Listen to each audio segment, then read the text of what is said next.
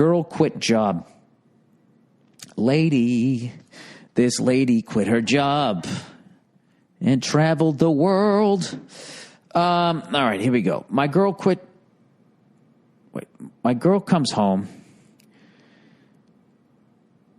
Why did I feel like there was something else in here? Did I miss one of these things? Maybe not. All right. My girl comes home early the other day and tells me she quit her job. I work full-time in a metal shop. Jesus Christ, what are you, a blacksmith?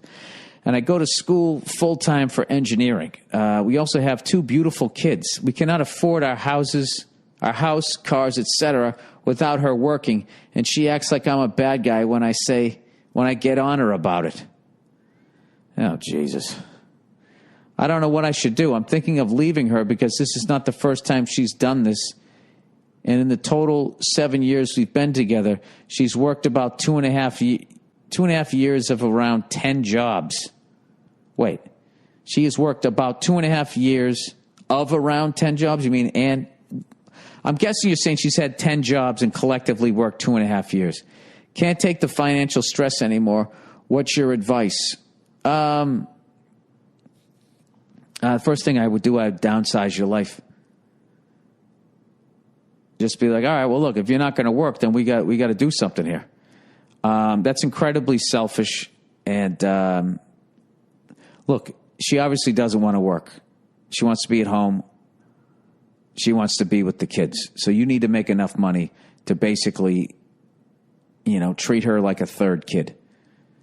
So your lifestyle is going to have to go down then. If that's what I would just sit down and be like, can I ask you a question? Do you want to just stay home and be with the kids? And let her flip out and scream and yell and all that. And just don't lose your cool. Just say to her, is that what you want? Okay? Because I need to know that.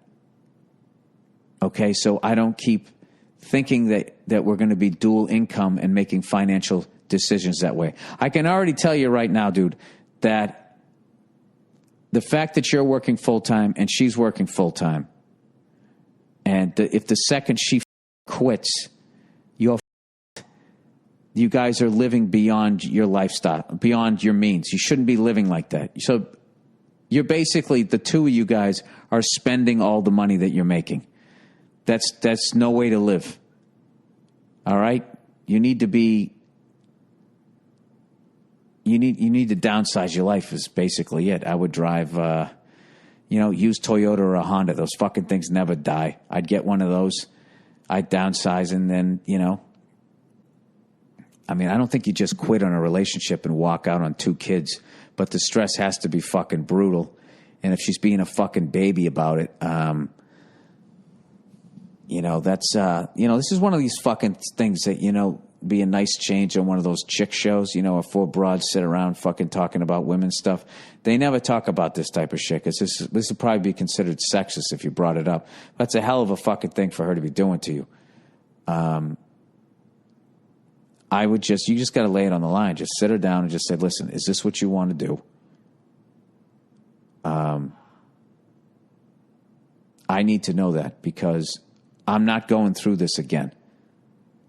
All right. And I would just say you've had 10 jobs in the last 7 years, and you've worked collectively about 2.5 of those 7 years.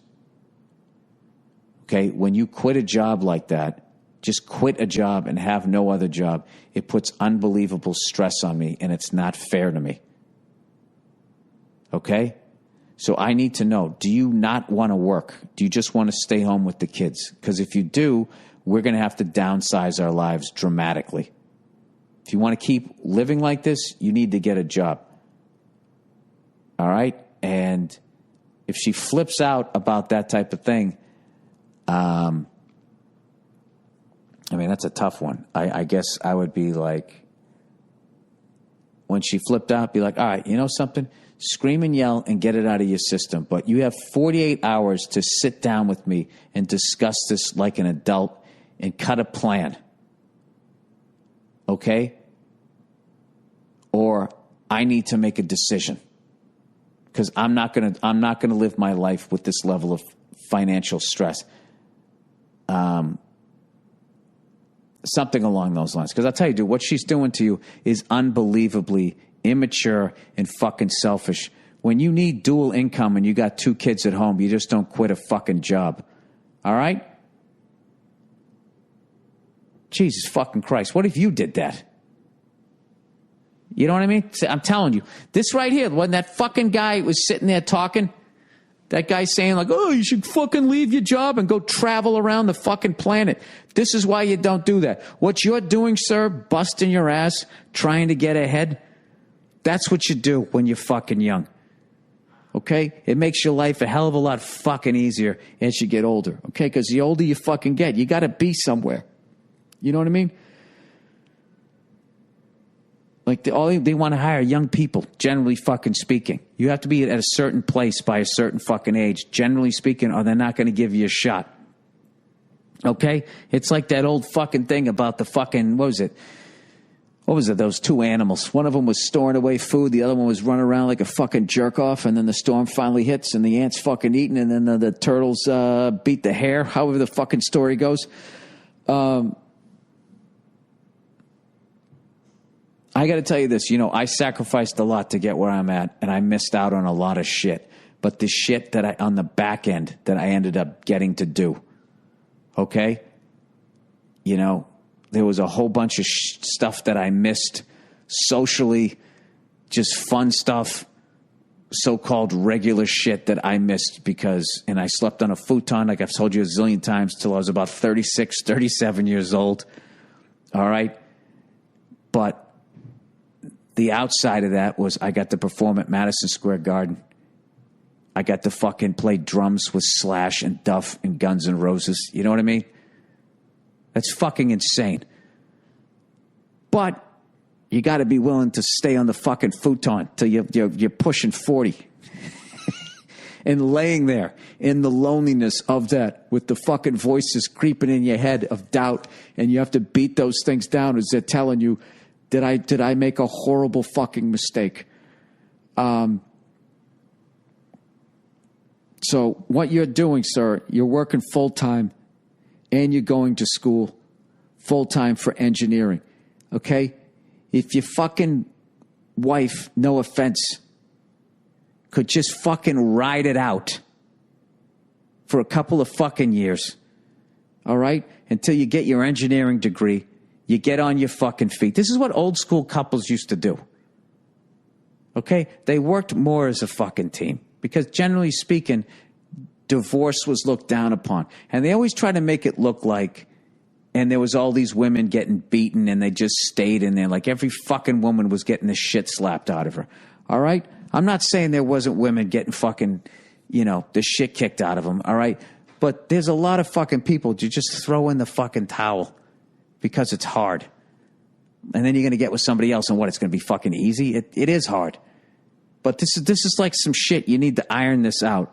And she needs to get her fucking head screwed on straight and realize that she's got to fucking support you by keeping up her end of the bullshit while you become an engineer. And then you move up the fucking ladder. And at some point, she's going to get what I think she wants, which is what she's going to get to stay home alone. Nia, can you come over and just help me finish off this podcast? I know you don't want to. Your shoulder's literally just slumped. I'll read this really quickly. I know you're tired. Nia, we're all tired. Are you going to sit there like I'm going to scold you like a little kid? No, I'm just tired. What is the... I know, it's 1:50 in the morning. All right, this guy, his girl comes home. It's not even your wife? No, but you got 2 kids. Girl comes home early the other day, and she tells me she quit her job. I work full-time in a metal shop, and I'm going to engineering school. I'm going to school full-time for engineering. We also have 2 beautiful kids. We cannot afford our houses and our cars, etc., without her working, and she acts like I'm a bad guy when I get on her about it. I don't know what I should do. I'm thinking of leaving her because this is not the first time she's done this. In the total 7 years we've been together, she's worked about 2.5 of those years and had about 10 different jobs. I can't take the financial stress anymore. What's your advice? Nia Renee Hill. Yeah, I mean, I think you should definitely talk to her about it. And if you feel like she's not pulling her weight in your situation, then that's a problem. So, yeah, it's stressful. If he's carrying the burden, they have like 2 kids and whatever. I mean, is she just lying around the house all day? I mean, is she at least, taking care of the kids and make sure they have lunches and all that stuff? Or is it just all falling on him? That's really... Yeah, well, they need the money. Yeah. All right, so I'm all right. So I'm working. Okay, so okay. Yeah, if that's what their financial situation is, where they both need to be working, then they both need to be working. But I don't know how leaving her is going to alleviate the financial strain. But no, he's got kids. He's fucked. And then she's going to bleed him dry because she'll be pissed, I think. Yeah, I don't know. But yeah, she needs to get it together. I'm sorry, Nia. I found out accidentally that my best friend since birth's girlfriend has been fucking our other best friend behind his back for over a year now. Wait a minute. Let me back up here. I found out that my best friend since birth's girlfriend. All right, so your buddy since you were a toddler, he has a girlfriend.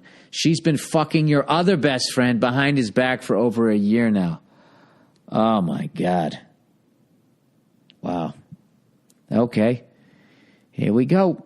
I was checking something on his phone and stumbled across naked pictures she had sent him. Shocked to see it, I dug further. Wait a fucking minute. The fuck are you doing with his phone? What were you checking on his phone? Wait a minute. What the fuck? This whole fucking thing is weird. Are you the guy that's actually fucking your best friend's girlfriend and you're speaking about yourself in the third person? This whole thing is weird. I was checking something on his phone. I've never checked anything on any of my friends' phones ever. If they hand it to me, I look at whatever picture is there. I don't start swiping around and snooping. You were snooping. What kind of a fucking man? Jesus Christ. All right, so you're snooping on this guy's phone. You stumbled across naked pictures. What do you mean you stumbled across? You clicked on the photo app. And you scrolled through his photos. She had sent them. And then what? You sent them to your phone and jerked off to it later? I'm probably being too hard on you. All right. Shocked to see it, I dug further and read the text between them. Oh, Jesus, you were just fanning yourself, weren't you? I love how you're just not fucking doing anything wrong either. The next thing I couldn't believe it. So now I'm looking at his tax record and his fucking social security number. Anyways, all right. Shocked to see them, I dug further and read the text between them saying how much she loves him and she wished they could fuck all day.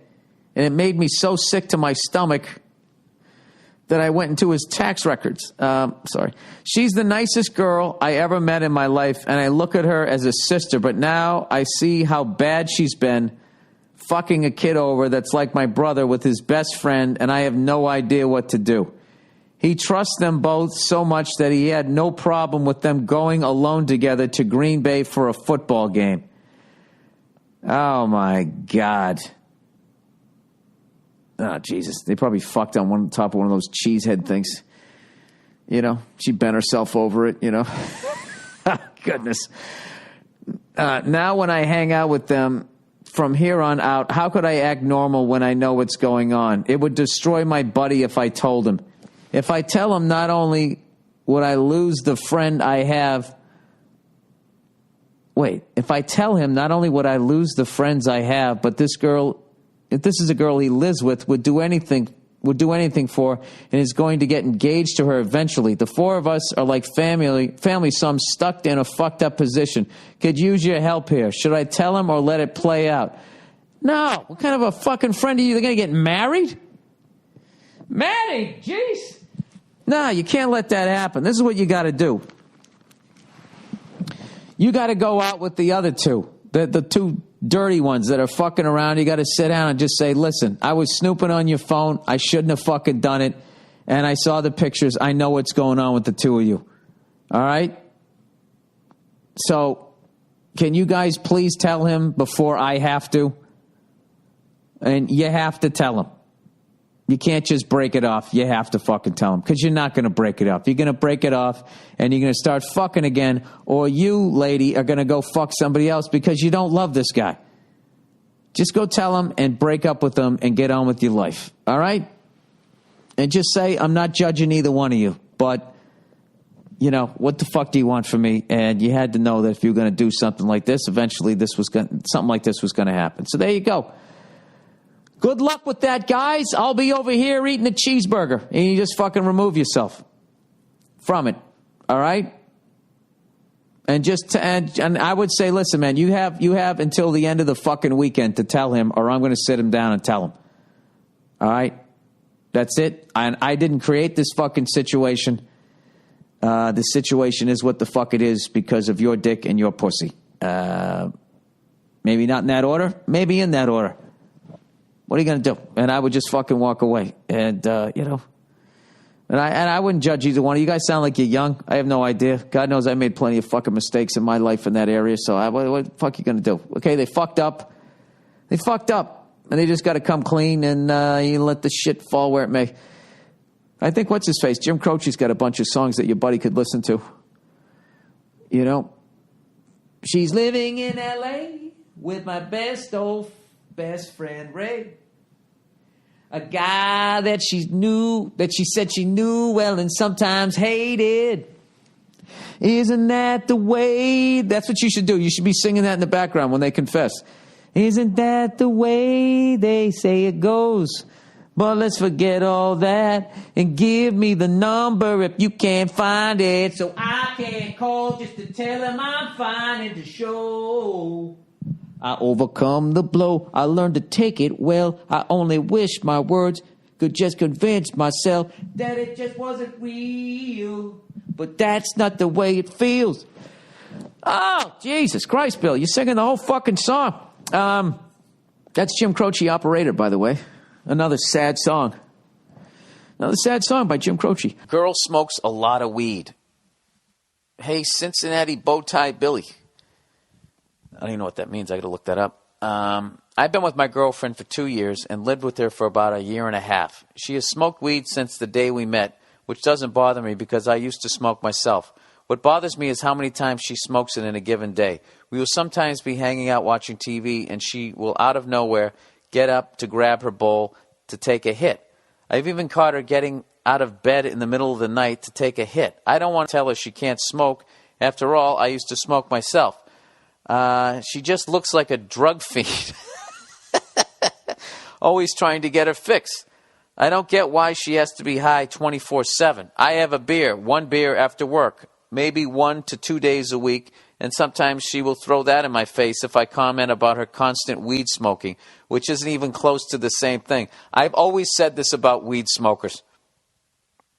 I've always said that about them. Like, the level that they get fucking high at work. Not all of them. I'm just saying, you know, like they'll fucking go out. They'd be like if I went out in the parking lot and shotgunned a beer and came in like with booze on my breath. And it is addictive. Not to everybody, but you can become addicted. It sounds like she is addicted to this shit. Like she needs it to help her sleep. She needs it so she can fucking deal, man. Anyway, he goes, sometimes she'll throw that in my face if I comment about her constant weed smoking, which isn't even close to the same thing. She also complains that she is broke, yet has no problem spending $100 on a bag of weed. What kills me is she will sometimes ask me to help. Help her out with a bill or whatever, and I'm just like, what the fuck? How about you don't buy weed? Our relationship is great. This isn't a deal breaker or anything. It's just an annoyance. Should I just deal with it, or should I try to get her to chill out with weed? What would you do if the lovely Nia smoked weed all day? Thanks, go fuck yourself. I would address it. I would definitely address it, okay? Yeah, she has a problem with that shit. If you're waking up in the middle of the night and taking another hit, I mean, I always just equate it to drinking because for some reason people can see alcoholism, but they can't see addiction with weed. If you were with somebody and in the middle of the night they got up and poured themselves a belt or two, you know, a couple fingers of scotch and slammed it and then went back to sleep, or right in the middle of a movie they went over and just fucking shotgunned a beer. And because that's basically what they're doing. It's not like they go out and make a drink and they're sipping it. They're not that, you know, they're getting high. They're not gradually getting drunk. It's like you do it, boom, you're high. And if she's doing it all the time and she's not making any money and then she's asking you to help her out. I mean, what if you didn't have a job and you were drinking at the level that she was smoking, and you were spending $100 on beer every week, and sometimes, you would ask her for help, what would she do? She would be upset. Now, this is what I would do. I would bring it up with her. She's going to get mad, and this is the thing. You cannot get mad, too. If she yells and calls you names and everything, just do not get mad. Just sit there and know that she is, you're going to lose the fight. If you bring up her weed smoking, and then she's like, what the fuck? You fucking blah, blah, blah, blah, blah. And then if you go to where the fuck she is there, you're going to lose. Because then it's become a name-calling thing, and, she has successfully gotten it out of the arena of what she's doing is fucked up. You just need to stay in the pocket and be like, listen, I don't mind that you smoke weed. I drink beer, okay? But you are smoking weed 24/7. You're getting up in the middle of the night, and you're smoking weed, and I'm worried about you. And you're asking me you're blowing $100 a week on weed, and you're asking me to help you out sometime. Okay? Now, in all fairness, if I was blowing $100 on beer every week, and I was, waking up in the middle of the night, drinking a beer, and they're going to pull that shit, that isn't the same thing. Yes, it is. It is the same thing. You're altering your mental state with alcohol, but except you're using marijuana. All right? And, I care about you. And you're kind of going down, it's your job to keep your woman in line, and it's her job to keep you in line. And that isn't some sexist shit by when I say keep you in line, which just means when they see you going out of bounds, they see you going upriver a little bit, like Colonel Kurtz, shaving your head, going the horror. As you sit there in the corner, fucking shotgunning a beer, it's her job to be like, I think your drinking's getting a little out of control. That's what you do when you love somebody. So just know that she might not be ready to hear that shit, but, she has to hear it from you. You're just trying to help her out. And if she flips out and calls you a bunch of names, just say, listen, I've said what I had to say. I'm more than willing to discuss this with you later when you've calmed down, but I'm not going to get into a name-calling argument with you. And you leave it at that. And then they have no fucking choice. They have no choice other than to just fucking chill at that point, or they continue calling you names. But after that, they're gonna owe you an apology. All right? And if they don't apologize and they can't admit that they're wrong, that's a whole other fucking red flag. All right, number 3. Last Saturday, as they say in Boston. Come on over and fucking say. There's no consonants in that word. Thursday, Friday, say. I always do that with brevity. Say. Last Saturday, I was out with my friends, and I was shit-faced. We were at a bar, and I was sitting at a table when I saw the girl. She was absolutely beautiful. I don't know why, but something told me I had to go up to that girl. See, they always start fucking phenomenally. The sun was out. Jesus was walking on the clouds. She saw me looking at her, and I give her a wink when she smiled at me. Jesus, you went with that? Did you give her the double point, too? I then turned to my friends and said loudly, give me a fucking pen. Oh, Jesus, is he drunk? Give me a fucking pen. They gave me a pen, and I wrote my number on a napkin and went over to her and her friend. I slapped the napkin. I love this guy. This guy's got. You're wearing a scarf too. This guy's like the most interesting man in the world. Mm-hmm. I love him. He's wrestling a badger in the corner. Hang on a second. Give me a pen. He goes. I slapped the napkin on the table and went to her ear and said, "I don't drink often, but I think you are fucking beautiful," and walked away. What? No, he's hammered. This is fucking hilarious. I totally missed the joke in this. This guy is completely fucking hammered. Right. So he's sitting there, head bobbling, winks I at her. don't drink often. I think you're fucking beautiful. Okay. Call this number. It's going to change your life, sweetheart. Oh, I love this guy. So anyways, being shit-faced, I didn't know any better. And I guess I went to the table and put my head... What? I went to the table and put my head was down at that point. according to my friends. She wanted to know what my name was and stuff, so my friends went over and talked to her and talked me up. Before she left, she came up to me, this guy's still in the game here, and told me her and her friends were leaving to go to a different bar. I asked her her name, we talked a little bit, and she left with her friends. I told her, please text me. 3-4 days passed, and I hadn't heard anything. I couldn't get her out of my head. She was seriously the most beautiful girl I had ever seen. Yeah, after drinking a 12-pack of Keystone. And there was something about her. I know I was shit-faced, but I have never felt that way. I looked online for her on Facebook. The other person she was with had gone to high school with. We weren't friends, but we knew each other. I found the girl on her friend list. There we go. I know that is creepy, but I want to message her and tell her I am sorry for being so drunk, but I really want to talk to her. I feel she wouldn't have come up to me before she left, and my friends, and asked my friends my name if she wasn't somewhat intrigued. I don't think that's creepy. Nowadays, the old school, when I grew up, that's not creepy. No, I not think creepy. if you just say, listen, I'm sorry I was so drunk the other night. I really meant what I said, and I'm sure this freaks you out. I don't even say freaking out. Like, I'm not trying to invade your privacy. I just wanted to say I meant those things that I said. Yeah. Respectfully yours.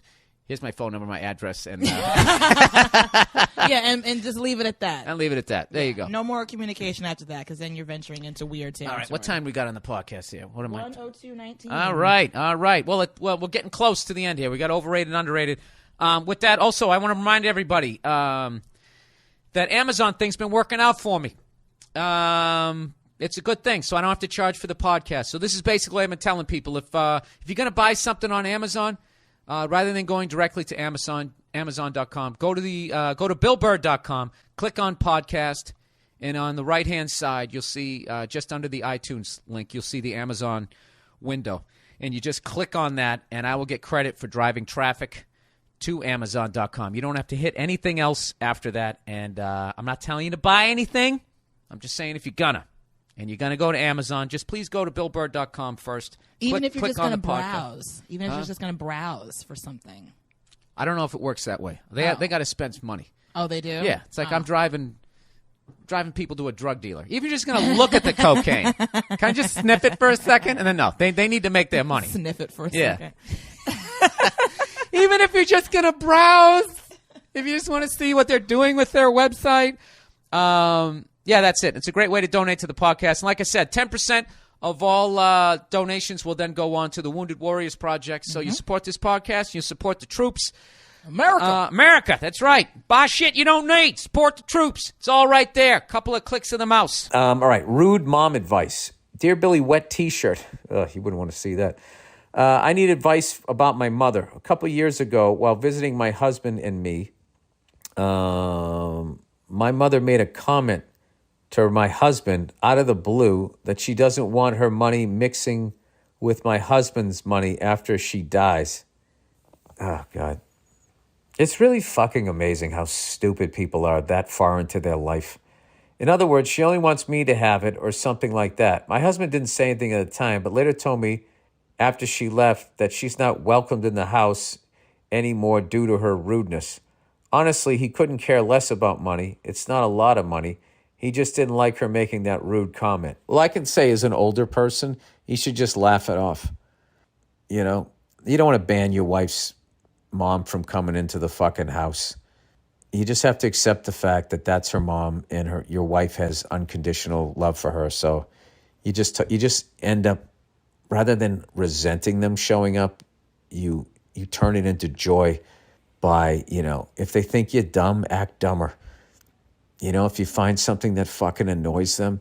Like, I got a buddy of mine, he figured out his mother-in-law is a narcissist, or a person that he works with was a narcissist, and it used to really bother him, but now what he does is he tells stories where he compliments, over-the-top compliments other people that narcissist knows, and he said it drives her fucking nuts. I mean, that's what you want to do.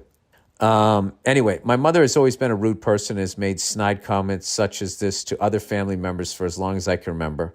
I feel that she's always been able to get away with her bad behavior since something has a history of gaslighting people.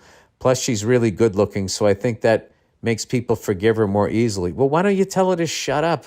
Anyway, I guess I need to talk to her about this eventually, but I'm not sure how to approach her about it. I've successfully delayed her from visiting for the past 2 years due to COVID, but I'm running out of time. She's an intimidating person. Plus, banning parents from the household is a big no-no in Chinese culture.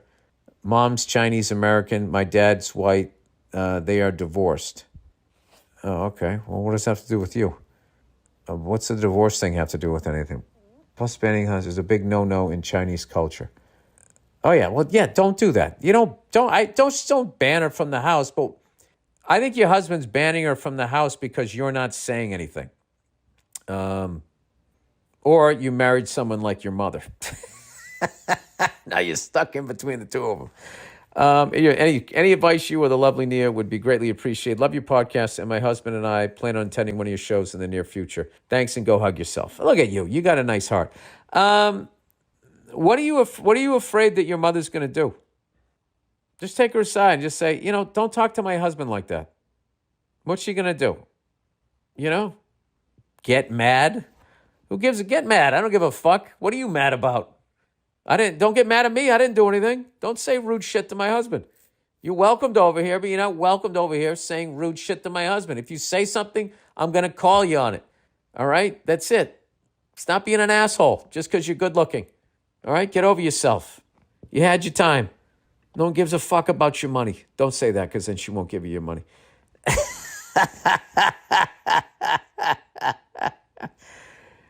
Yeah, I got to be honest with you. One of the main reasons the world is so fucked up is people don't say anything. And these fucking abusive assholes just continue to just sort of do what it is that they're doing.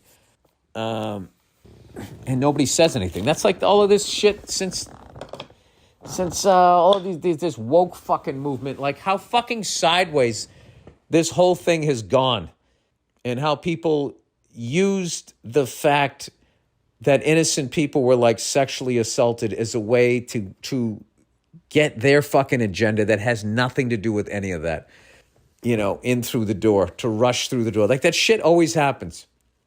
Like after like 9/11, the government like used that to just invade everybody's fucking privacy under the fucking umbrella of fighting terrorism. And they really just wanted to spy on their own goddamn people. Oh, Bill, are you going to go down this road? No, I am not. Weight loss, dog parks, and banging. There we go. All right. Billy boy. He goes, I got no nickname for you. Don't worry about it. Thanks for the podcast. I'm a sales rep and use your podcast to de-stress. Is that a word? Mm-hmm. Don't you do that with jeans? That's distress. Oh, on the Monday afternoon drive home. Oh, nice. 6 months ago, my company laid me off, and I've used your podcast to fat shame myself and work out during the day. I love it. Good Dude, for fat you. shaming works. No, it doesn't. Yes, it does. I guess it did in this case. It does for me. I stand in the mirror shirtless, and I just go, look what you did. Look what you did, you piece of shit. Nobody's going to love you. And next thing you know, I'm out there eating kale, jogging down the street with my white legs. He said I've dropped 40 pounds. Yeah, can we talk about how you're dressed for a sport that would, never have you? Why are you dressed like that? No, because I was going to go on a bike ride. You're matching. You actually look pretty cute, I have to say. No guy wants to look cute. Oh, all right. Guys, yeah. Oh my God, cute. you look cute. You do. You look cute. I would give you a second glance at the gym if you were wearing your little Nike outfit. Jesus Christ. Really? That matches. And what, am I supposed to be thrilled by that? Yeah, you should be. Oh, shit, you'd give me a second glance. Yeah, you should be happy. All right, with you. Consider yourself lucky. I don't like your mint chocolate chips fucking colored sweater you have This on. is rag and bone, okay?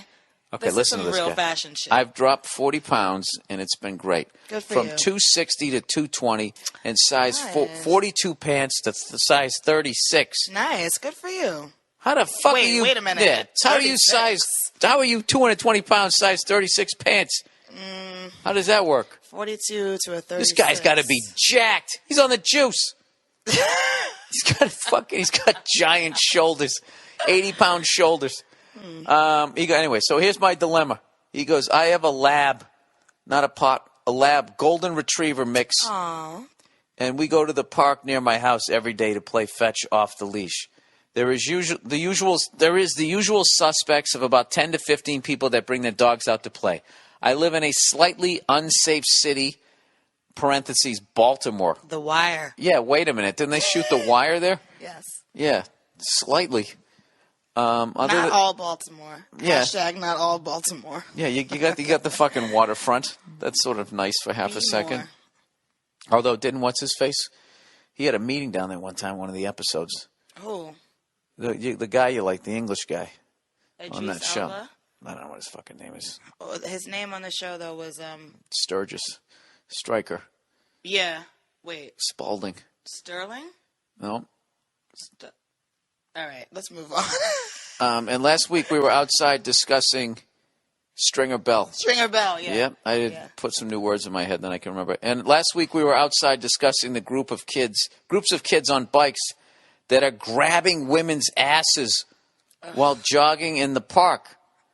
So one guy starts telling the women to grab the kid that does that and hold him there until the police come. Oh, yeah, that's really safe and realistic for women to do. Was that sarcasm? Yes, that is sarcasm. Oh. Keep reading. Well, just because he addresses it in the next sentence. All right, don't fucking order me around on my... What's wrong with you? Nothing. What? Jesus Christ. He goes, I think you can see the... Keep reading. I've made my comment. Continue. You are drunk with power. He goes, I think you can see the danger here of any one adult grabbing a 14 to 16-year-old kid and think the other kids will just ride away. You're going to get beat down and probably hit in the head with a brick. Sounds like the beginning of a Death Wish movie. So this same guy, who, by the way, is a hedge fund manager and knows everything, starts telling me all the fights he's been in. He goes, I'll buy each listener of this podcast a beer if he's even been in one fight. He goes, so his wife is there and everyone is listening. He says, I want to fight one time with just my mouth. So before you can say anything else, I say, what did you do, blow them? Fantastic. He goes, well, everyone laughs. He can't really say anything and he storms off. Gets about 10 yards away and tells his wife she has to come home. She throws me a wink and says, that was hysterical. I think you hurt his feelings.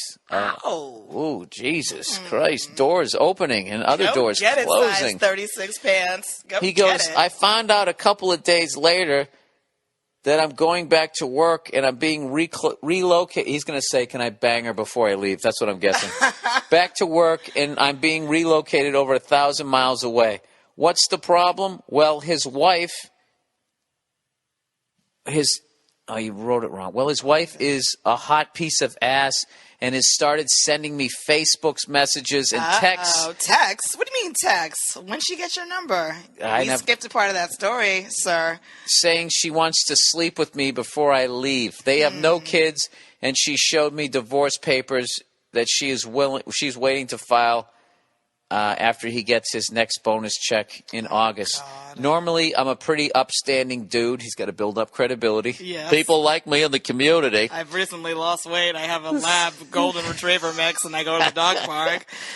He wants to fuck this guy's wife. Absolutely. He goes, I don't believe in crossing lines, but this one feels different. I'm moving within the next 6 weeks. What should I do? And thanks, and go fuck yourself. Nia, I'm going to pass it over to you.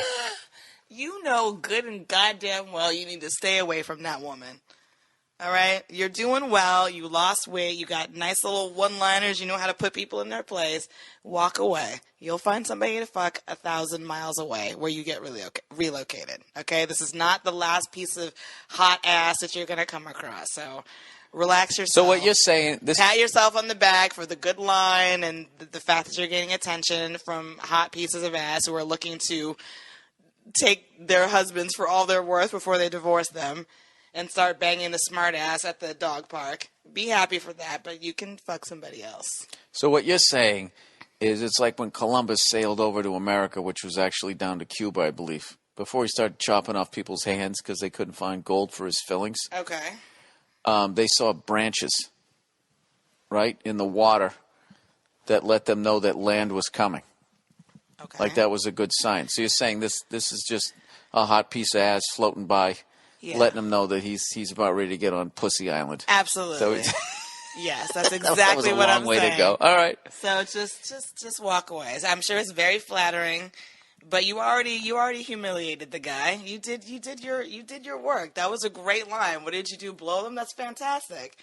And she's been waiting for a guy to come along to put her husband in his place and all that stuff. So yeah, good for you. But no, don't be that guy. Walk away.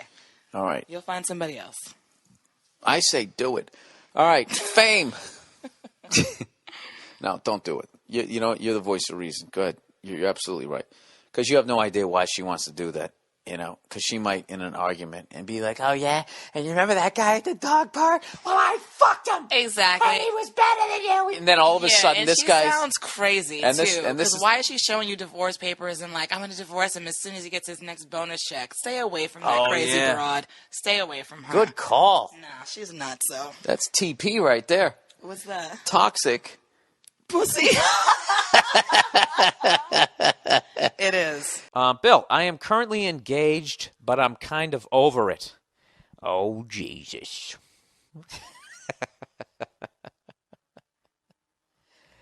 Wow. Let me read that again. Let's all just take a deep breath and let's take when it's time to change. Let's take that one in again.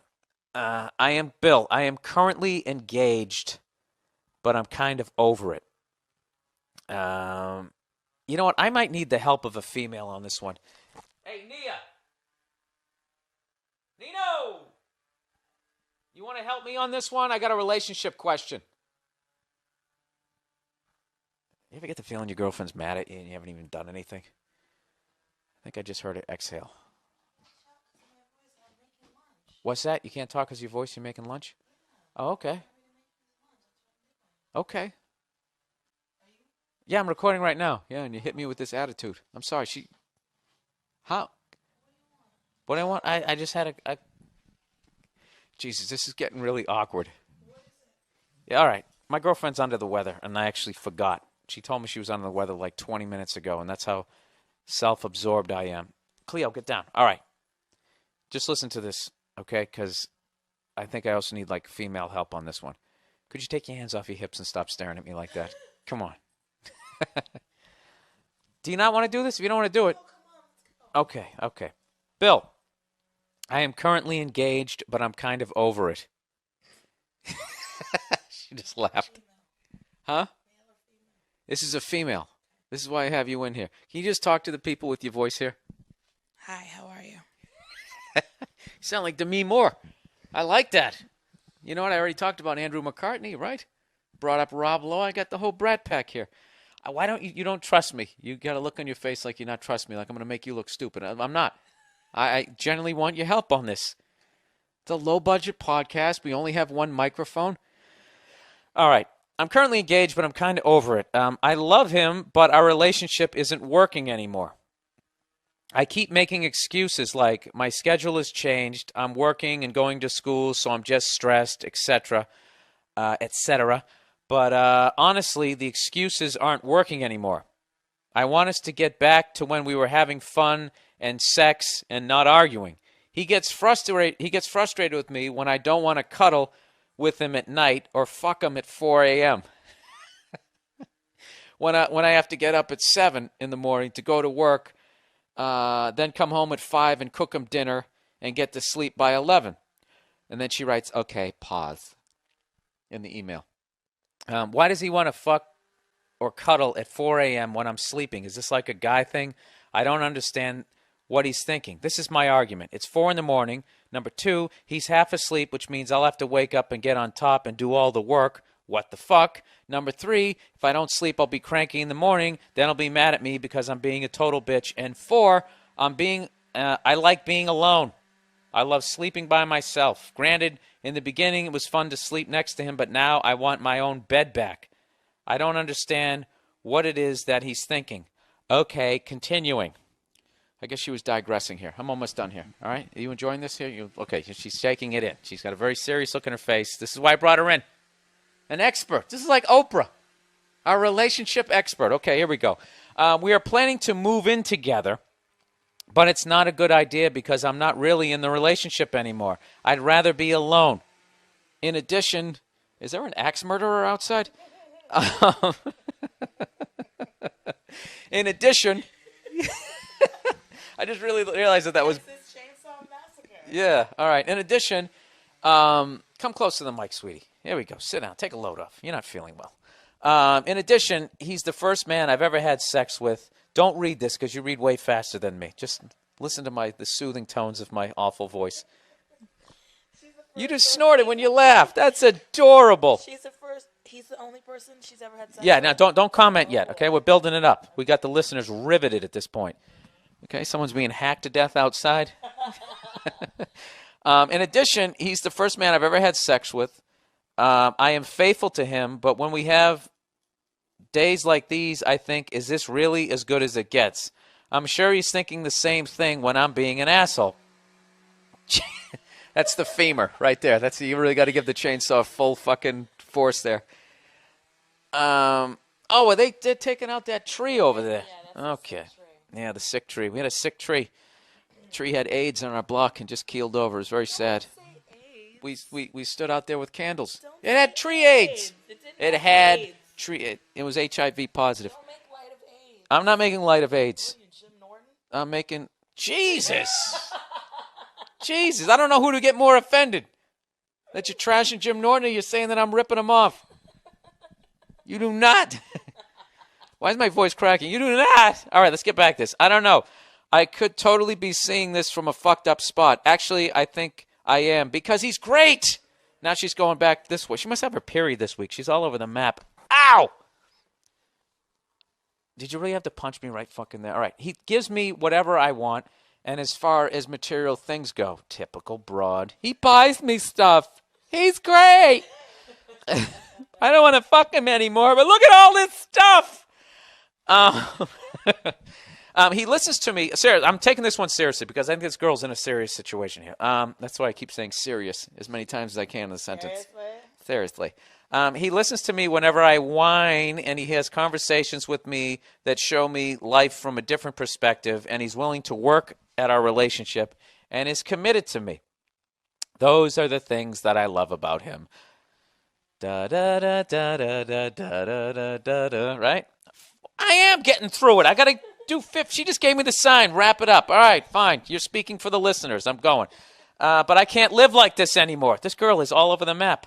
I told him once that I wanted some space, like I wanted to wake up alone some days, and he blew it out of proportion and says, okay, I'll give you plenty of space. Let's break up. He did that shit. And then she said, I asked if that's what he wanted because that wasn't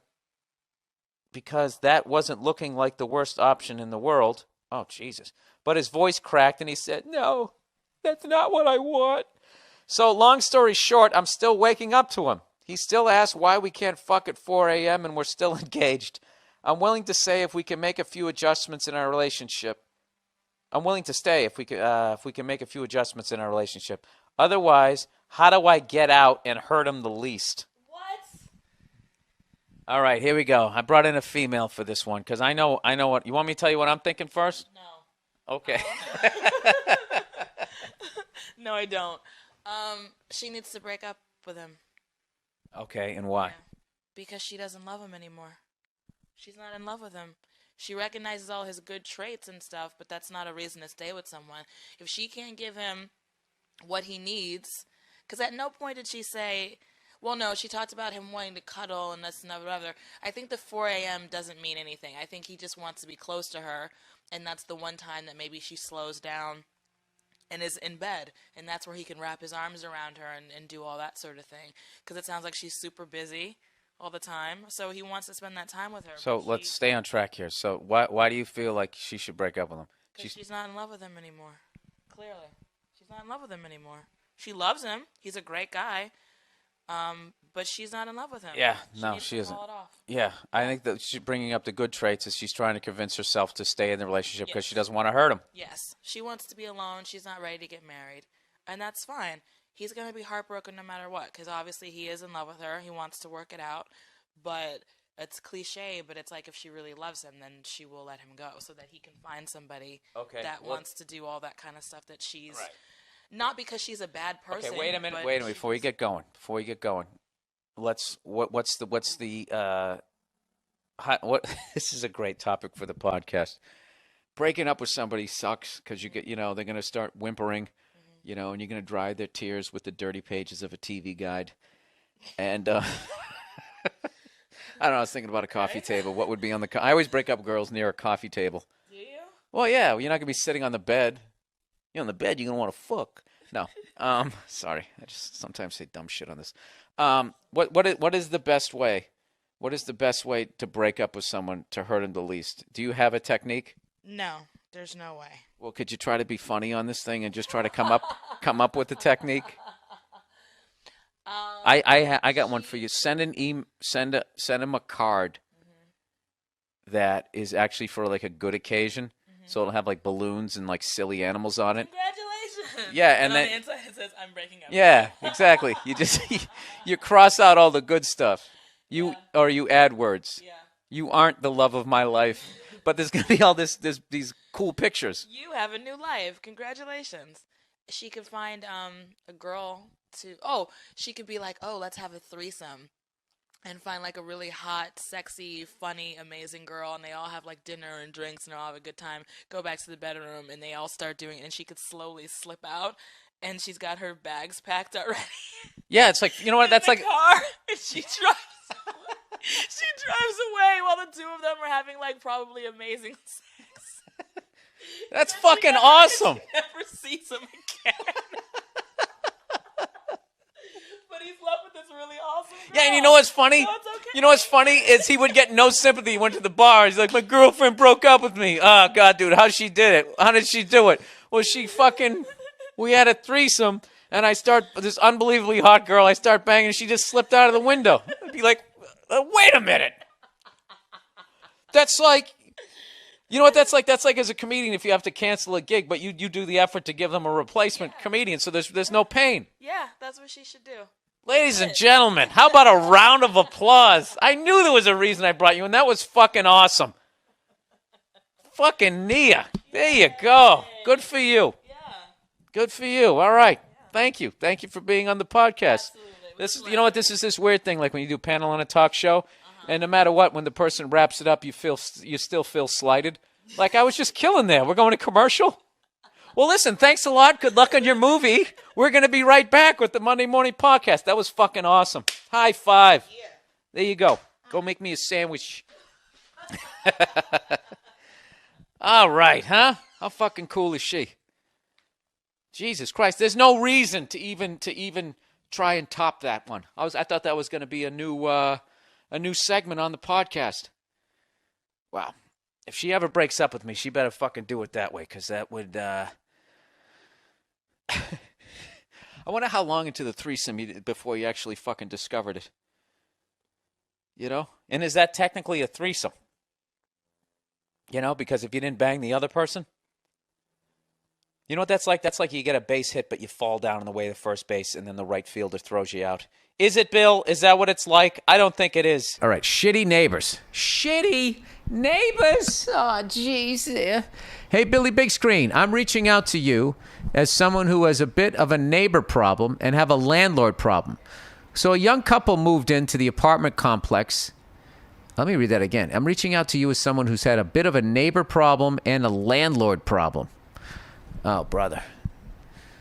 Your landlord's not helping you with your neighbor, or they're both assholes in their own worlds? Oh, boy. Here we go. So a young couple moved into the apartment complex that my wife and I have lived at for 6 years, and they have a bit of a shitbox car collecting problem. Our lot has enough spots for 2 cars per room, 8 rooms in the complex, so that means there's 16 spots. Don't worry, Bill. I'm coming to you for advice. The least I can do is not make you do math. It's kind of scary how well you guys know me at this point. Anyways, it even says in the lease that you can only have 2, but the property has undergone new management, and the newbies aren't nearly as hands-on with the towing cars for being run-down pieces of shit. They had 3, and one of them was broken down for 3 months before I put a note on there asking if they can move it or fix it. to which they replied by putting 3 sheets of paper with red writing on them on the inside of their windshield. They read, "We live here, the car runs, mind your own business." Yes. The ignorant. Part of being ignorant is you have no empathy, which leads to anywhere from being an asshole to joining a hate group.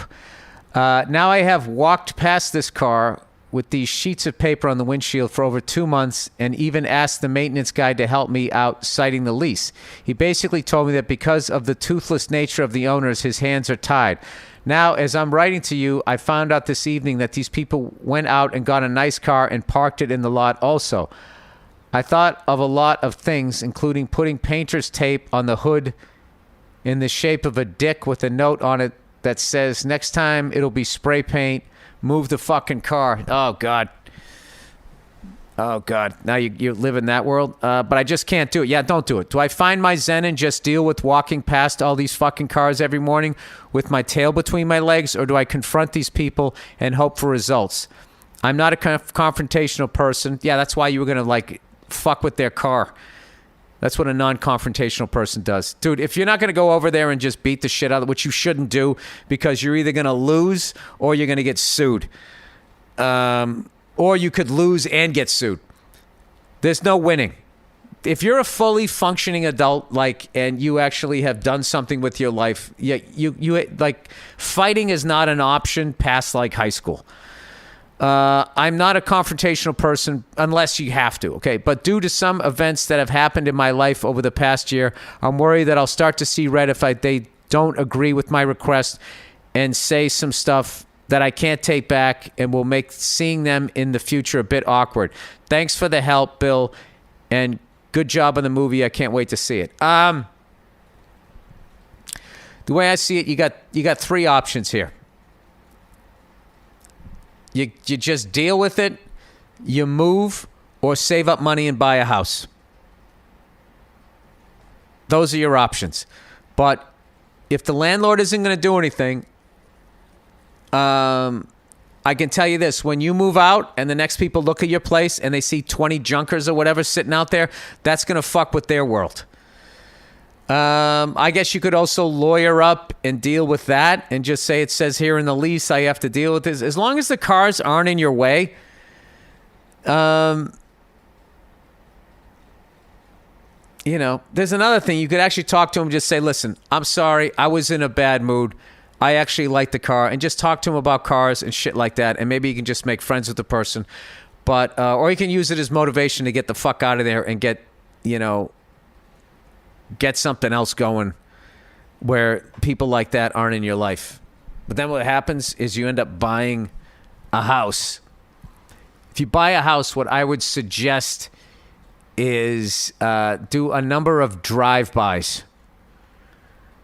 Like if you look at it during the week or on a weekend, sometimes they strategically show the house when whatever loud, annoying thing that might be happening isn't happening in the neighborhood or whatever. And, I would be as bold. I wouldn't be as bold. I wish I was, to knock on the door of a neighbor and just be like, "Hey, how do you like the neighborhood? Is there anybody here that's just is the person on the other side a major pain in the ass? Blah, blah, blah, blah, blah." No. For all you know, you knock on the door, the pain in the ass. Yeah, I'm sorry you're going through that, dude. That's the fucking worst. But,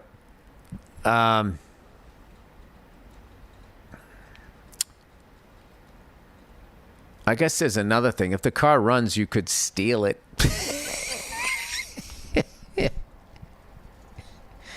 But everybody has cameras now. That's another reason.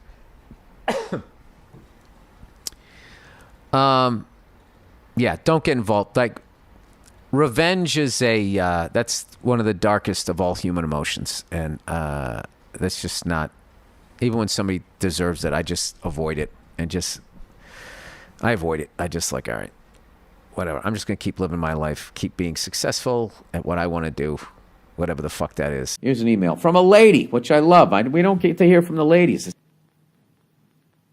Sometimes on Friday nights, I like to watch scary movies with my husband and kids. My husband always gets pissed off halfway through the movie about me being a horrible parent and ushers the children out of the room. These are thriller movies, not gore or extreme violence. Our boys are 7 and 11. They are well-adjusted, good boys. They are on the honor roll at school. We are involved parents and eat a family dinner together every night. All right, well, it looks like you're crushing it so far.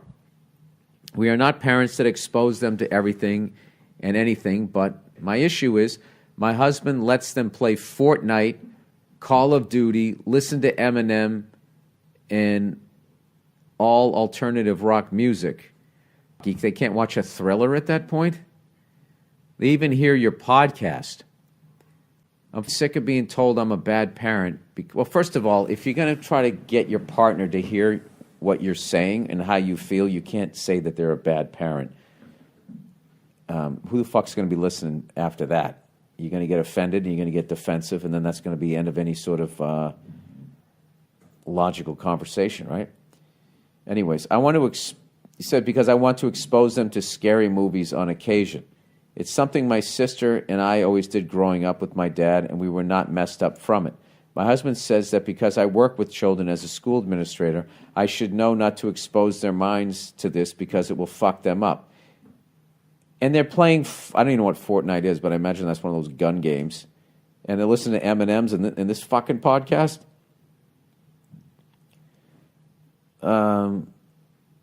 I wouldn't let my kid listen to this podcast. My husband says, blah, blah, blah, blah, blah. He will persevere on this topic until I want to punch him in the face. Instead, he ruins the movie, and the kids leave the room, and I go to bed. What are your thoughts on this? Am I a horrible mom? Keep in mind, if there's a sex scene, it's fast-forwarded. Thank you. He's a hypocrite. It's like he can expose him to fucked up shit because he's into that stuff. Fortnite, Call of Duty, listening to Eminem. I don't know what alt rock has to do with anything, but no, I think they'll be all right. You know, and I used to watch those fucking movies. I was fine. Like, I understand him not wanting them to watch those movies. I get that. But not if you're also letting them do the other stuff. So what I would try to do is just sit down and say, listen, I want to talk to you about this because we keep fighting about these movies. And this is a question. I don't want you to get upset. I'm just asking because I want to find a solution and not have a fight here. Why do you feel that thrillers movies are bad for them to watch, but it's not bad for them to play violent video games or listen to Eminem or the Monday Morning Podcast? And if he huffs and puffs and gets mad, then he's a fucking baby.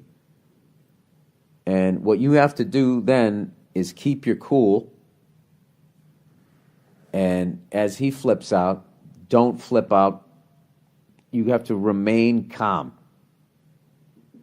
And just sit there and be like, you know, you got to be like Ben Kingsley in Sexy Beast. Like, why are you swearing? I'm not swearing. You stay in that fucking thing. Like, why are you raising your voice? I'm not raising your voice. I'm trying to find a solution here. And you're name calling and you're doing all of this stuff. Like, this isn't acceptable. Maybe, when you calm down and you want to talk about this, all right, I am more than willing, if you can give me a logical reason, I'm more than willing to stop doing this. But if you can't give me a logical reason, I'm going to continue the tradition of watching the movies like I did with my dad, with my kids, and you're not going to come in and ruin them and tell me that I'm a horrible parent. Yeah, you know what? You need to put your foot down, sweetheart. Okay? Yeah, like that. I mean, as far from where I'm sitting, that guy doesn't have a fucking leg to stand on. I would think that sitting there watching some stupid thriller movie is not as bad as fucking playing a video game where you're shooting people. Because I remember I used to play video games, right? And they were just taking up too much of my time. So I literally unplugged the fucking thing and stuck it in the back of the closet. And I unplugged all the wires because I knew I would never be able to figure it back out, how to do it. And I didn't keep the instruction booklet. And I never watched them again, right? Never played them again. But like I used to play this sniper game. And when you press down on this one button, it would have that, the Sniper X, and it would like focus in on somebody's head. And I played that game so much over the course of a week. I walked out into the streets of New York and I was looking at people and I was seeing that sniper thing on their fucking head. Now, I'm not a lunatic, so I didn't do anything, but it was just like, what the fuck is that? Like, I never watched a thriller movie, and then walked outside and thought about, stabbing somebody or shooting somebody. You know why? Because I think the fucking movie, you're not as connected to it, and it's over in like 90 minutes, where like you can spend a day playing a video game, just disappear down a rabbit hole. Yeah, all right. Well, granted, all I heard was your side of the story, but for what I'm hearing, I 100% think you're in the right. So good luck with that. Put your foot down. But I'm telling you, it seems like your husband is an emotional person, so when you get with somebody like that, it's up to you to drive the ship of emotion. You have to stay fucking calm. And if they're flipping out and you're not flipping out, then they just look like an idiot. I don't know. That's basically it. All right, plowing ahead here. Last one. Found out my sister has different dad. Need advice. Okay. Dear Billy Ballgag, I need your advice in a very difficult situation. I'm in my 30s and my sister is a year older than me. Our parents divorced when we were teenagers, and we have always been close.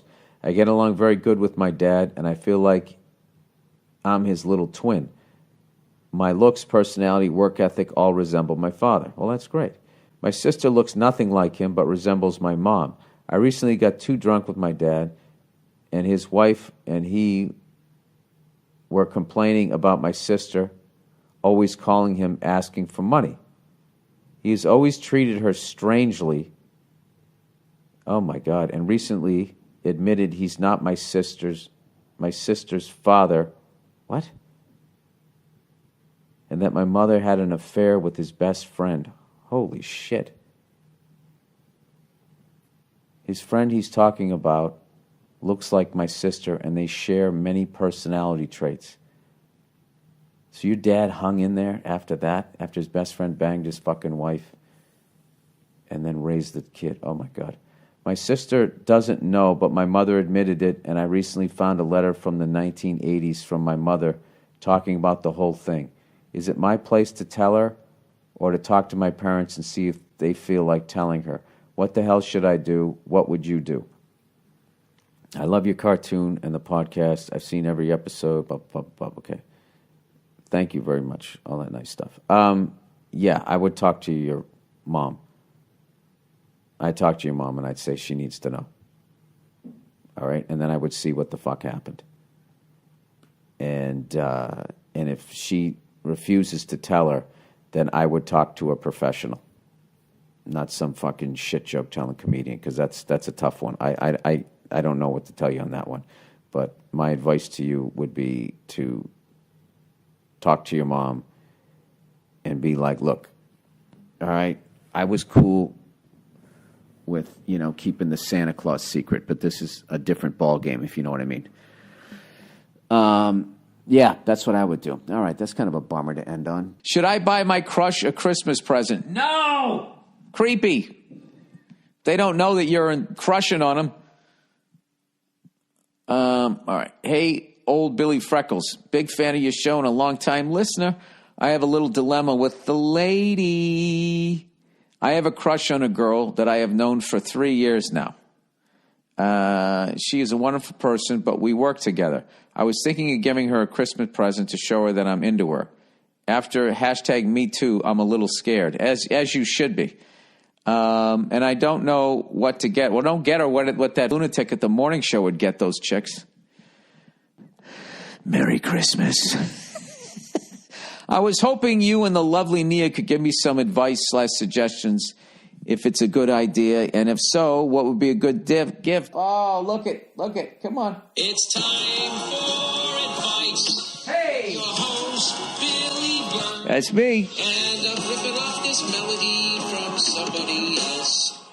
All right. Let's see. What would I do? That's very different. Does she know on any level that you like her? You've been crushing on her for a while now. I think you just you gotta move your conversation past just being friends at work. You got to start. I don't know how this works in today's age. I mean, day and age. I think you got to start hitting on her. You know, I mean, I know that there's a lot of hairy-legged women out there that resent that. You know, maybe if they shaved their legs, it would happen more often, and they wouldn't be so upset about it. Oh my God, it's like so annoying when like a guy likes you. So fucking. That's not the kind of attention that we're talking about. Shut up. Oh, God, that fucking bitch moaning and complaining. I want you initiated, but not initiated. I want you to be confident and strong, but I still want to feel safe and fucking in control. You want everything, right? Is that what you're fucking saying? You want the whole thing to go exactly how you want it to go, is basically what you're saying. This is how nuts women are. They routinely write articles, "Can women have it all?" That's how fucking nuts and selfish they are. No, you can't have it all. There's always a sacrifice that's made. Okay? How many fucking times do you dumb broads got to ask that fucking question? No, can I become a mom and it won't hurt my career? No. If you want to have a kid and you don't want to hurt your career, it's going to hurt you as a parent. You have to make fucking sacrifices. And so does the guy. Fucking dopes. Can we really have it all? I don't know, but God knows you're going to try. Should I buy my crush a Christmas present? I would not. I wouldn't. I would somehow get it. I mean, I don't know. It's been 3 fucking years at some point. I mean, you got to fucking tell her how you feel. And then ask her out, yeah. Because what you're going to do is you ask her out and she says yes, and then you guys are dating this time next year. The level of Christmas present that you're going to have to buy because you already bought her a certain level present when you guys weren't even in a relationship, you know, and she's going to be reading all these articles. Can women really have it all? Can I have 4 kids and also work 80 hours a week and everybody's happy? No, what a fucking dumb question. Yeah, that's what I would do. I think rather than buy her a gift, I think you need to verbally communicate on some level that you're interested in taking her out on a date. All right? Rather than coming out of nowhere with no conversation to that effect and just show up with like a clattering. I think that would be a little weird. All right, time for advice. Oh, my God, time for advice. This person just did the layup. I'm sorry. I'm going to have to play it again. You know, It's time for advice. I'm sorry. With your host, Billy Burr. It was a layup. Was I? I'm ripping off this melody from somebody else. I mean, what was I supposed to do? All right. Hello, Billy, the sober dad. I love that title. I don't enjoy it at night, but I do love it. All right. I'm a big fan of yours from Portugal, and I need your advice. All right. Lisbon. Are you from Lisbon? I started college 2 years ago, and I'm not doing great. Well, guess what? I can relate. I used to be in the top of my class, and now I flunked a bunch of subjects. Well, I never did that. I sucked in high school and continued the tradition in college. I'm in college for mechanical engineering thanks to my love for physics and math. I started writing a book, and it's been hard to do both things and stay motivated for college. I'm also trying to convince my parents to buy me a drum kit since I can't afford it out of my own pocket. Better get your grades better before that, or get the drum kit before your grades come out. I want to learn the drums, write my book, and finish college. How do I find motivation and time for everything? Oh, look at this guy. He wants it all. Thanks for the podcast. You've cheered up my Mondays and Thursdays. You're a dear fan. I can't say the name. P.S. It's okay if you can't pronounce my name. Most Americans fail at that.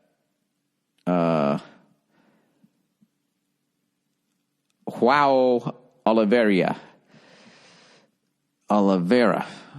That sounds like the wrestler that loses every week. Jose Estrada. Okay. All right, sir. Well, thank you so much for the kind words. It's cool that you want to learn drums. It's cool that you want to write a book, but your priority right now is finishing college. And if you're not going to drop out, you're just going to prolong this thing, which is going to get in the way of you eventually finishing your book and your drums. Your parents are probably helping you out with college. You just have to prioritize things. All right? The priority every day is you get your schoolwork done first. Okay? And then you figure out what's your priority, writing this book or drums. Okay? Then maybe writing the book is second in line, and then the drums is how you blow off steam. That is how I would do it. All right? I wouldn't try to convince my parents to buy me a drum kit either if I wasn't doing well in school. So I think you got that creative thing where you got a little bit of ADD, and you just need to, if you just let it ping pong in your head, you're still going to be confused. This is how it works for me. I have to make a list every day and just prioritize the things that need to be done, and I just knock them out. And having ADD is a great fucking thing. It gives you fucking energy, it just has you can do a lot of shit. All right, and a couple of adjustments, like a list, because then you can get all ADD or fucking OCD about the fucking list.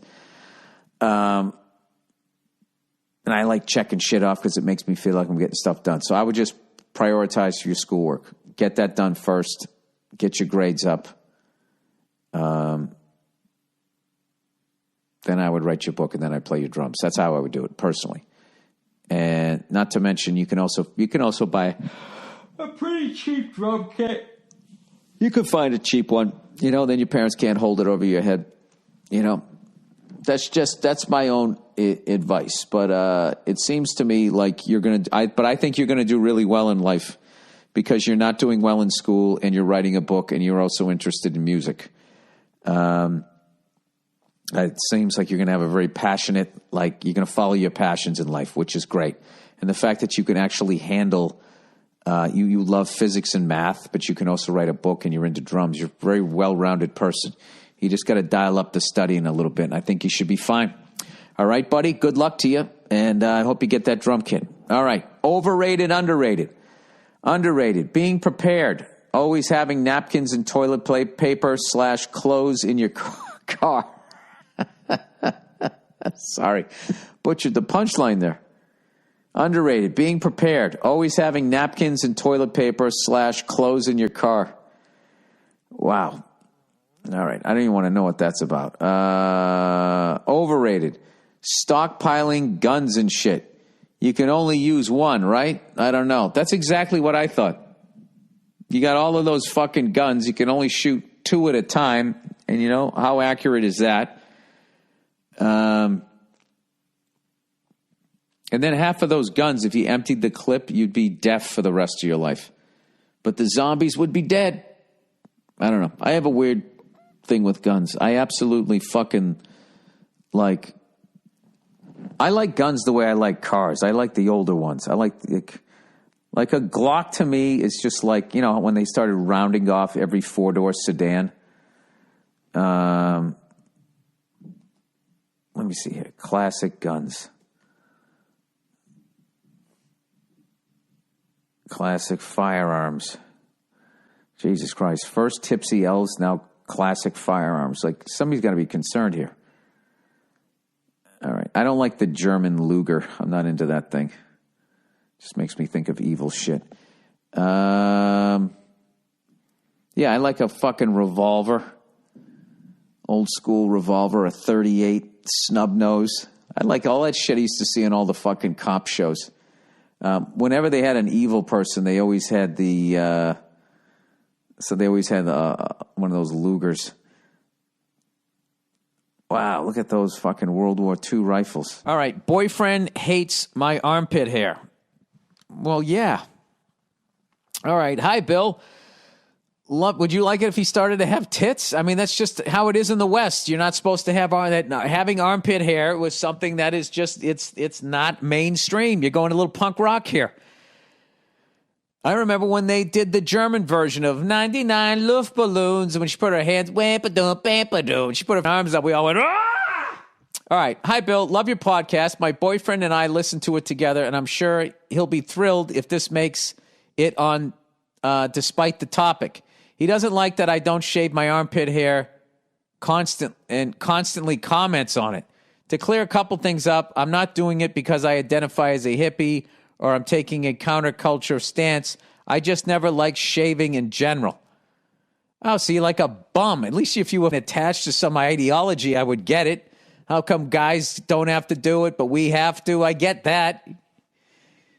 How would you like if you just sat around fucking all unshaven, looking like fucking Bluto on Popeye? Listen, this is what I think, all right? I think if, the person you're banging is turned off by something, you should make a fucking effort. All right, obviously, if they go, your tit's too small, you tell them to go fuck themselves, okay? You need a nose job, tell them to go fuck themselves. But, if I was doing something or, whatever the fuck I was doing, the person I was with saying, hey, that kind of turns me off, I'd be like, I got it. Shaving my armpit hair, whatever the fuck I got to do. Anyway, he says it's weird and he notices it often when I wear a sleeveless shirt and we're around people. Yeah, you're wearing a sleeveless shirt. You're being a douche. You know he doesn't like it, and then you're flaunting it. You're fucking you're like fucking making him look like a jerk. I don't see why it matters. Most guys have hair there. Why can't I? You passive-aggressive little so-and-so. There's your ideology right there. Just come out and say it. I have good hygiene. I don't smell. Well, listen, first of all, you're saying all of this. All right? Good hygiene and you don't smell, you don't make that decision. The people around you tell you that. How the fuck would you know if you don't smell? You're in the eye of the fucking hurricane. Anyways, and it doesn't affect anyone other than their supposedly emotional reactions. Doesn't affect anyone other than their supposedly emotional reactions to body hair. To me, it seems to bother him because it goes against what he saw growing up, since most women in the U.S. chose to shave. Listen, you are 100% doing the feminist thing here. Most guys have hair there. Why can't I? And you're just reacting this way because Western society has told you this. So don't say that you're not. You're doing this for feminist fucking reasons. I'm not saying you're a hardcore feminist. I'm not saying you're a douche. I'm not saying you're wrong. But you are doing this for a fucking reason. My question is why do most men find this to be weird or even repulsive? Thanks for reading. If you read it, that's it. Go fuck yourself. I would say the same reason why most women find man tits repulsive. It's like, why can't I have tits? You have tits. There's just certain things that are, this is what I'll try to do this as nicely as possible. The error in progressive thought is they have this thing is like, what is normal? There is no normal. It's like, yeah, there is a normal. And all of these super progressive people also have a normal. Or else you would walk around and you would never be uncomfortable. If I walk down my driveway and I see a fucking bear in my driveway, that's not normal. But I could argue it is normal. I'm outside. Bears live outside. I'm not used to seeing a bear in my fucking driveway. Now, if I get uncomfortable, does that mean I fucking hate bears?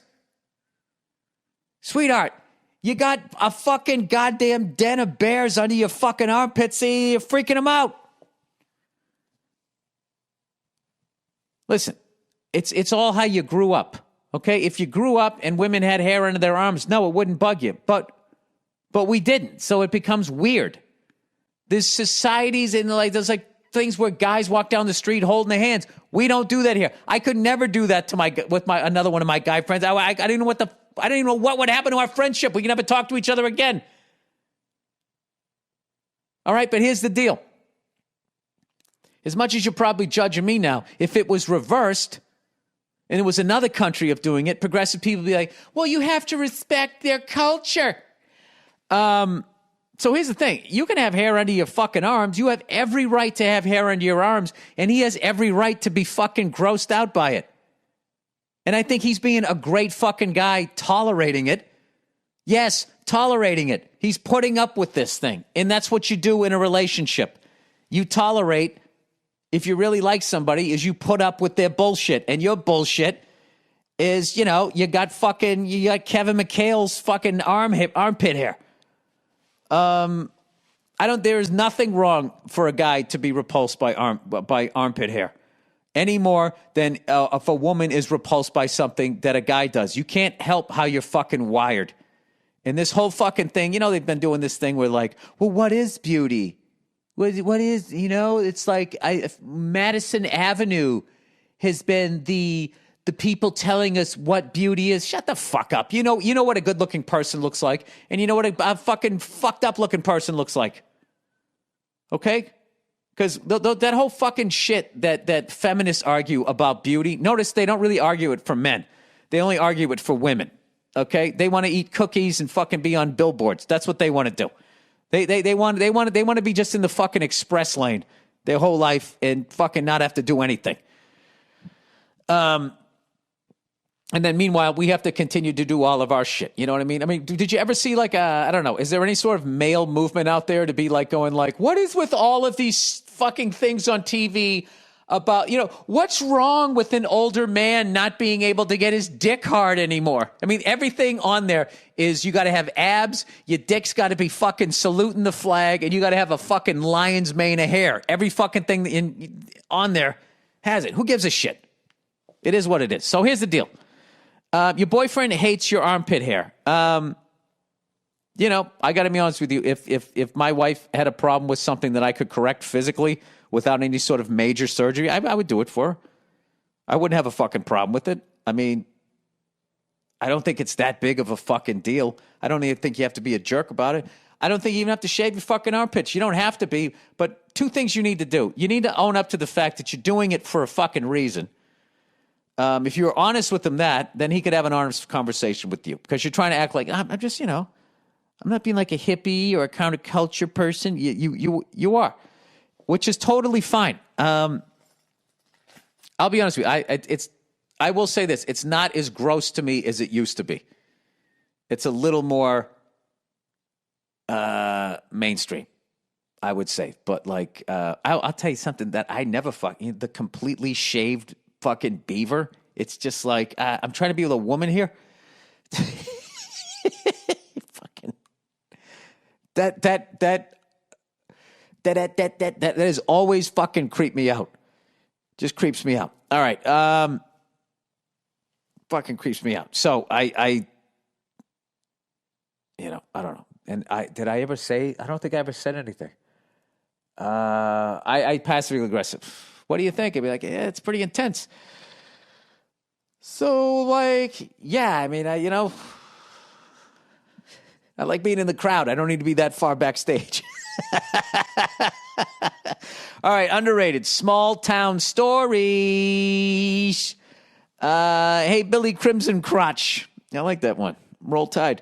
Have you seen the new documentary movie Tread yet on Netflix? It's awesome. It's about an old school welder that lives in a small town in Colorado called Granby in the 1990s and early 2000s. He opened a welding shop in town and pretty much welded everything for everybody. Anyway, I'm definitely going to watch this because I'm fascinated with welding. He got caught up in some drama with the old boys club of small town politics, and his neighbor and town board turned against him, stating and started fucking with his shop and way of life. I don't know. You're going to ruin it here. I'm not going to read anything else. I'm going to read this shit. Tread, Tread, on Netflix. I believe I will be watching that tonight. I mean, how do you not watch a documentary on welding? How do you not? Well, easily. You get involved in all these playoffs. Well, guess what I have time for? I have time right now to watch the end of the St. Louis Blues game, and then I'm going to watch the fucking the Toronto Maple Leafs. I have to root for them, but I also love the Columbus Blue Jackets. I really like both of those teams, but, Toronto has been waiting forever, so I don't know. We shall see what happens. Anyways, Anyway, that is the podcast, everybody. You and your armpit hair or your lack of armpit hair, have a great fucking time. What a fucking... I hate passive-aggressive shit, okay? What? I'm not doing it because of this. And then you say why you're doing it, and then you're wearing tank tops out in front of his friends, okay? You know what you're doing. You're putting your statement out there, and then you're trying to get, well, what if I don't shave my armpits? Would you have a problem with that?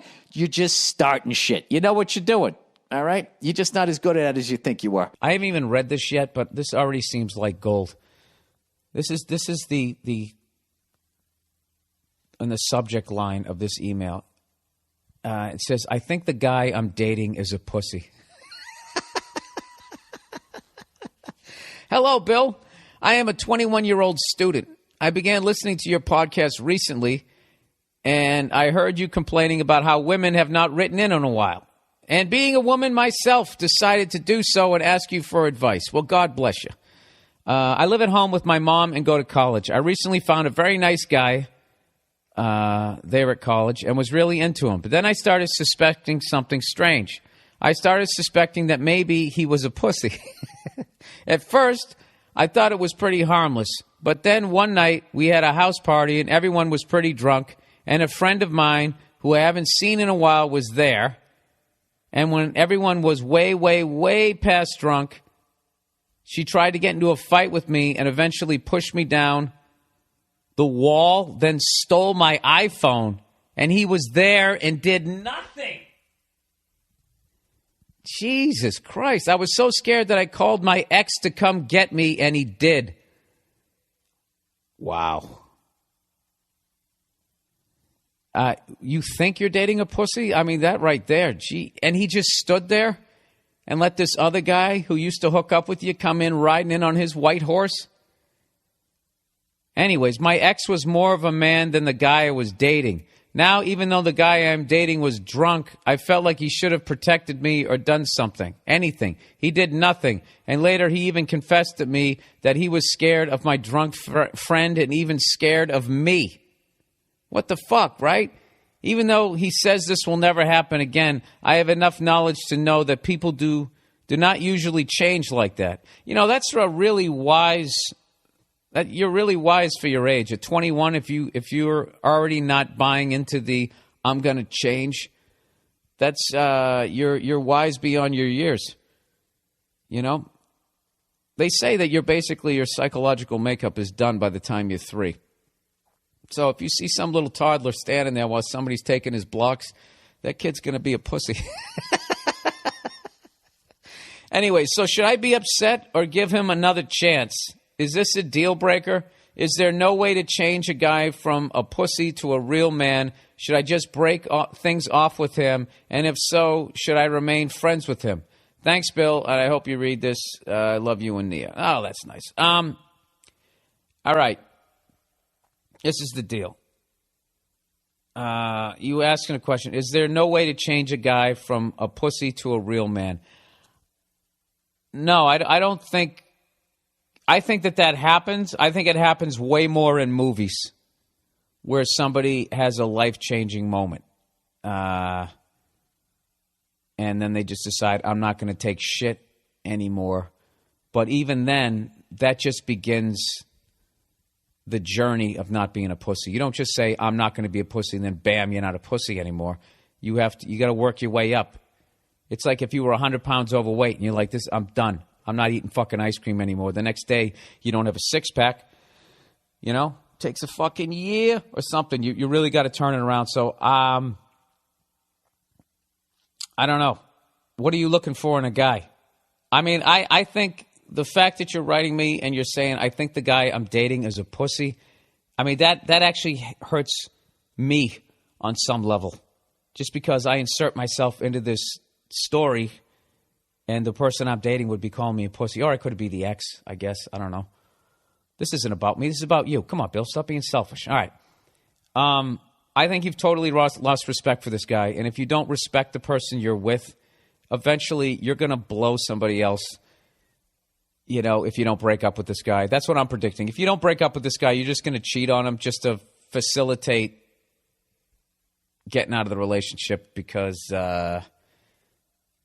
you know, to get to that LL Cool J moment where you can just be fucking honest. But I don't think you like that. There's something about you knowing that people don't change at your age, and the fact that you like, you know, this guy's a pussy. He's not sticking up for me. And the fact that he didn't stick up for you and then you took charge and say, well, I'm going to fucking call somebody who will. I mean, technically, you should have fucked your ex-boyfriend that night, and he shouldn't have been mad. He should have been like, and he probably wouldn't have been because he's a pussy. Yeah, you know, I understand. I mean, you know, when you needed a big swinging dick, I mean, God knows it wasn't me. So, yeah. I think if you don't break up with this guy, you're actually fighting nature. All right? And you guys are wired to I know, you guys aren't wired to just have kids with pussies. You know what I mean? You want a strong son, right? You don't want that pussy DNA in your kid, right? Oh, that's going to kill you. Imagine that. You have a kid with this guy, and you want this kid to be like your ex-boyfriend, and it comes out and it's like this fucking little wormy worm guy. It'll be awful. Walking down the aisle to marry this guy with that sheepish, I don't deserve you. I can't. You don't want that. You want this guy to be the man standing down there in a white tuxedo like fucking Roger Moore and James Bond. I think. Look, I don't know if this just happened and you're really upset. So, and in 3 days you're not going to care and you're going to go back to having a picnic with this guy. Because for all I know, your ex who came coming back, maybe you broke up with him because he cheated on you. Maybe he was too much of a guy, if you know what I mean. So then you said, well, all right, this next time I'm dating a nice guy. So now you dated a nice guy. The thing about is sometimes you date a nice guy, they can be so nice that they're pussies. All right? And look, I'm not sitting here acting like, if I'm out with my girl and some fucking 200-pound, 300-pound jacked fucking 25-year-old comes up and starts doing shit, then I'm going to start swinging because I'm not. I'm not getting my fucking head kicked in just for the fuck of it. No. You know what I mean? I mean, it's not like just, straight across the board as a guy, you have to fucking go and get your goddamn head kicked in. But this was a fucking woman. This was a lady. I mean, Jesus. It is a weird situation in defense of him where how do you get the fucking iPhone back? You start wrestling with her, and now you're kind of fucking throwing a girl around. So you're looking at that possible assault charge because God knows that's how the world works right now. Your Honor, I was trying to steal a phone and this guy assaulted me. And you're going to be sitting there going, she was stealing a phone, and they're not going to be able to get past, you're a guy and she's a girl. But, he should have just held her by the back of her pants so she couldn't leave and just stayed out of reach of her swinging. That's what you do if you're in that situation as a guy. You just reach down, you grab them by the back of their pants, and you just start running in a circle until cops get there. So they can't swing at you. They're running backwards. I mean, I don't know what you got to fucking do something. And he didn't do anything. That's the big thing. If you told me that this was some giant guy who could kick the shit out of him, I wouldn't say that the guy's a pussy. You know what I mean? I mean, what is the point of going in and getting a concussion, getting your tooth driven up through your fucking nose? The guy's still going to leave with your phone. That's that old Richard Pryor bit. Macho man, I'll take that knife and stick it up your ass. Macho man. It's like, no, you're going to get the shit kicked out of you. But this was a woman. All right, Bill, for fuck's sakes, quit your goddamn rambling. Wrap it up. I think you know what you want to do and you should do it. You are dating a pussy. The fact that when he was sober, he said that he was scared of her and of you. He seems like he's a little verklempt. And I just can't imagine, this is going to be a stereotype, but a guy like that actually putting it on you in the bedroom. I really don't. He probably stares at you in the eye. Am I hurting you? Is everything okay? God, you're so beautiful. I mean, come on. Right? Flip her over, mush her face in the pillows. She says, in P.S., don't worry That cunt I used to call a friend who pushed me and took my phone is no longer in my life. Did you get your phone back? Well, what happened with you guys? Now, wait a minute. What? Like, can I hear the follow-up here? There's so many different ways that this could be going. Was that like a girl, like when you thought that maybe you were swinging another way, and all of a sudden you broke up with her, and probably not. It's just my own Red Shoe Diary kind of fucking thing. Hey, Bill, my boys and I are super huge fans.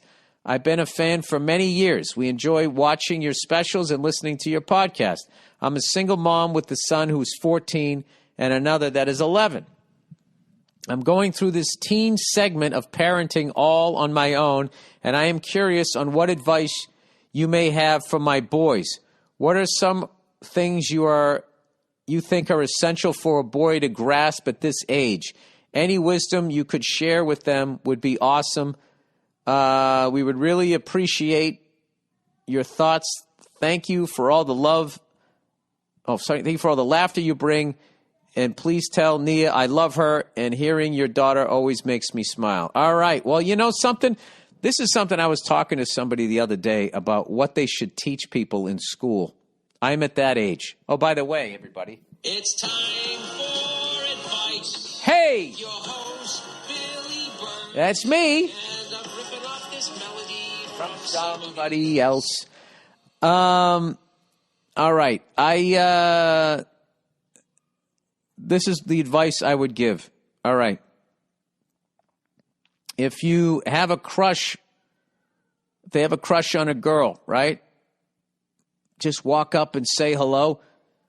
Tell her that you like her and see if she'll go out with you. Simple as that. Get over that fear. All right? Because here's the thing. It's always embarrassing the first time you do it if they're not doing it yet. It's always fucking embarrassing. But once you do it, it's like doing that first open mic. The first time you bomb, you survive it. And then somewhere along the line, you learn to find the humor in bombing. And if you can do that, you'll never be afraid to ask for what you want in life. So right now, the chicks you want to bomb with are the ones when you're 11 and 14, because that's just puppy love. But someday when the girl of your dream comes along, you want to have the confidence to walk up and say hello so you get what you want in life. The most important thing ever. Finding the person you're supposed to spend your life with so you can be happy. All right? Secondly, you got to teach somebody how to break up with somebody. Very simple, but they never teach you. You just tell the person, just say, hey, listen, we need to talk. They sit down, what's up? Just say, listen, I think you're a great person, but, you know, I'm not happy.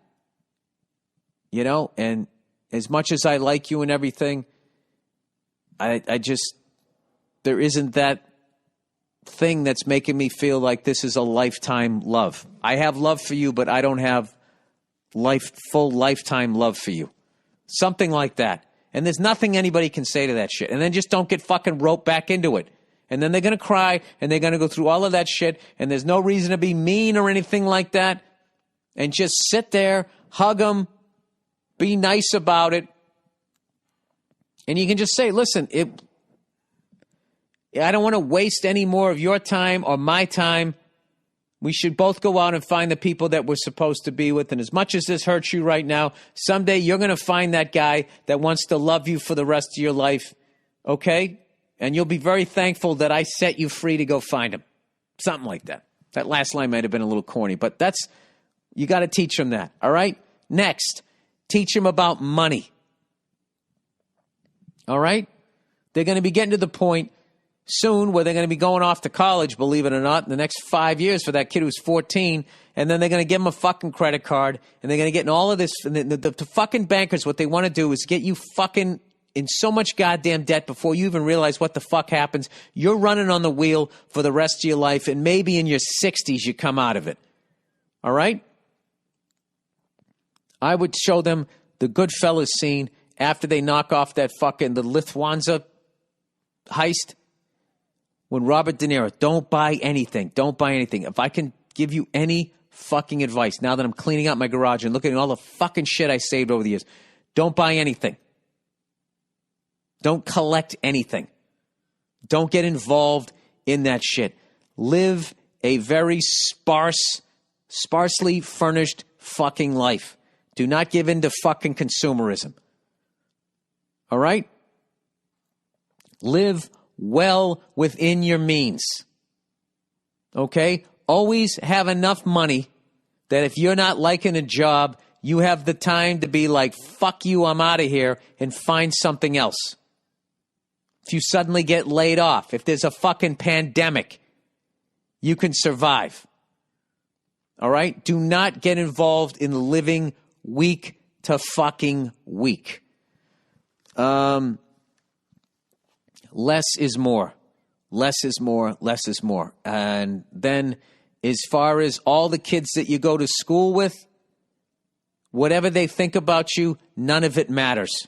Because in the next 5 years, you're going to graduate and you're never going to see 99% of them ever again. Even with fucking social media, you're never going to see them again. So you have to listen to your voice and what the fuck you want to do in life, and you follow that. Okay?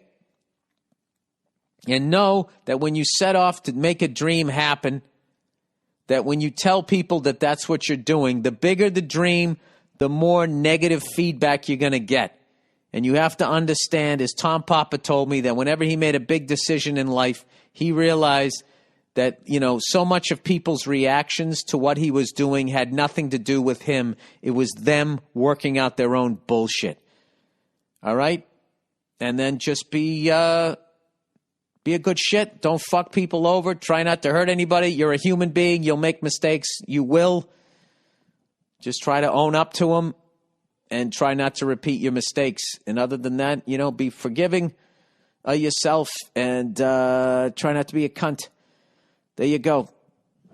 All right. Wife's weird sex store purchase. Oh, geez. Here we go. Wife's weird. Dear Bill, me and my wife have been married for 2 months, and she has been less involved and willing to have sex. All right. Right there. And she got a weird sex store purchase. I don't even need to read the rest of this. Sir, have it annulled. Anyways, he goes, I thought the honeymoon phase was just ending and started to adapt. It's been 2 weeks since we last had sex, and Friday, while taking out the garbage, I found a bag to the local sex shop. Okay, that's it. I don't need to read anymore. Just get it annulled. Go your separate way. I didn't know what she bought, and since we haven't been having sex, it was a puzzler. Okay, that's it. Dude, this whole fucking thing, it's over. I then started snooping. Okay, that's it. While she was at work and found a dildo in the closet.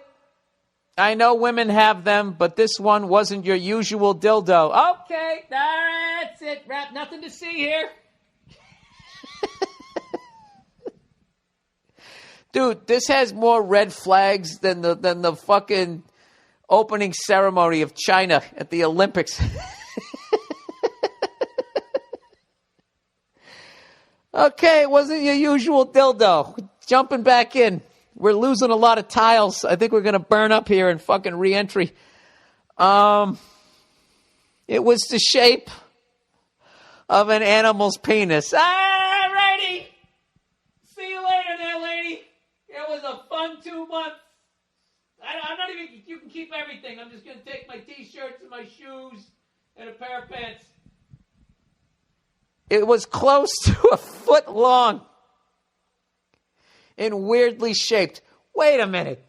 They don't make animal dildos.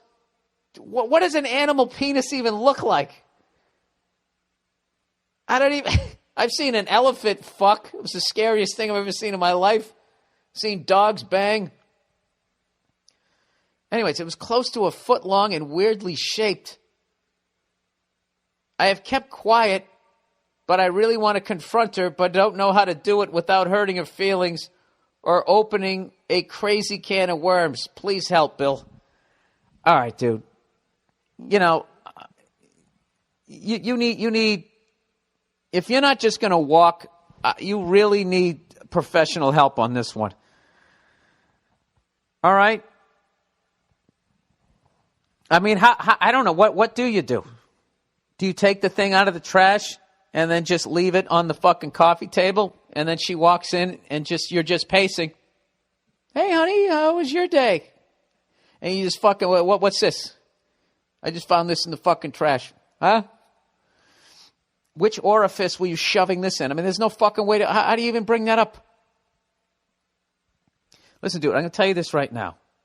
Your wife has a huge dildo. Now, your wife has a huge skeleton. Something. There's something gigantic going on. Oh, God, got to stop saying gigantic and huge. She's got a big secret. Bigger than that fucking giraffe dildo you found in the fucking garbage.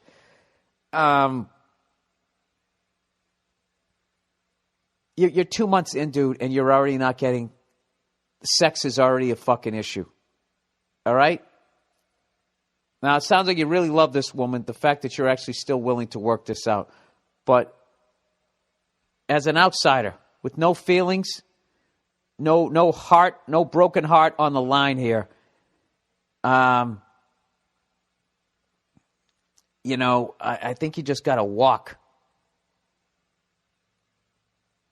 You know what? What would I say? I would just say, I'm literally sitting here right now, guys, and I'm rubbing my eyes. You know when you do that with one hand? You know that move? I'm doing that right now, trying to think of how do I bring this up? I would take the fucking hippo cock and I would put it in one of those big brown bags, if it can fit, from Macy's. Whatever you got to do. Maybe like one of those, you know, when they plastic wrap like a Christmas tree. I would find one of those bags, and I'd stick it in that. And I would just say, honey, I need to talk to you about something. All right? And I would sit her down. Dude, fuck this and fuck her fucking feelings. All right. See, I had to get past the shock here. All right? Just sit her down and say, listen, I'm not judging you.